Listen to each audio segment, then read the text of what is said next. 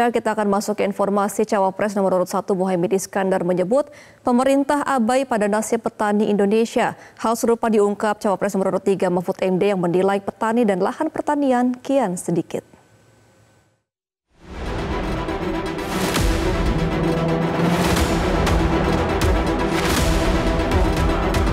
Dalam debat Cawapres yang berlangsung pada Minggu 21 Januari 2024 lalu, Cawapres nomor urut 1 Muhaimin Iskandar menyampaikan negara sudah abai terhadap petani.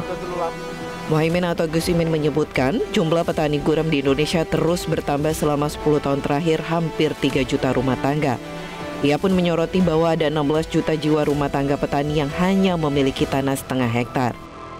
Gus Imin pun menyoroti program food estate yang abai terhadap petani, masyarakat adat, dan merusak lingkungan. Petani adalah penolong negeri, akan tetapi hari ini kita menyaksikan negara dan pemerintah abai terhadap nasib petani dan nelayan kita. Hari ini kita menyaksikan bukti bahwa hasil sensus pertanian BPS menunjukkan bahwa 10 tahun terakhir ini telah terjadi jumlah petani rumah tangga petani gurem berjumlah hampir 3 juta. Ini artinya 16 juta rumah tangga petani hanya memiliki tanah setengah hektar. Sementara ada seseorang yang memiliki tanah 500.000 hektar sebagai kekuasaan yang diberikan negara kepadanya. Hal serupa juga dikemukakan Cawapres nomor urut 3 Mahfud MD. Calon Wakil Presiden nomor urut 3 Mahfud MD menyebut petani dan lahan pertanian di Indonesia kian sedikit. Menurut Mahfud, Indonesia sebenarnya merupakan negara yang sangat kaya akan sumber daya alam. Namun sayangnya, hingga kini Indonesia belum berdaulat dalam bidang pangan. Daya alam kita sangat kaya, tapi pangan belum berdaulat. Petani makin sedikit, lahan pertanian makin sedikit, tapi subsidi pupuk makin besar. Pasti ada yang salah. Petaninya sedikit, lahannya sedikit, kok subsidinya setiap tahun naik? Pasti ada yang salah.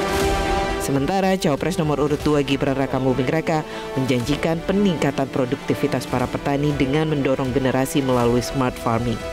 Kita ingin meningkatkan produktivitas para petani, pakai RMU, pakai combine harvester, dan juga kita melibatkan generasi muda melalui smart farming. Pakai IoT untuk melihat pH tanah, keasaman tanah, kesuburan tanah, dan juga penggunaan drone untuk penyemprotan pestisida.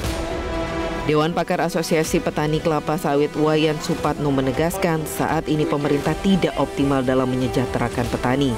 Wayan menganggap masalah pertanian yang saat ini tak kunjung selesai akibat tidak adanya political will dari pemerintah. Pemerintah sudah memperhatikan tapi belum optimal.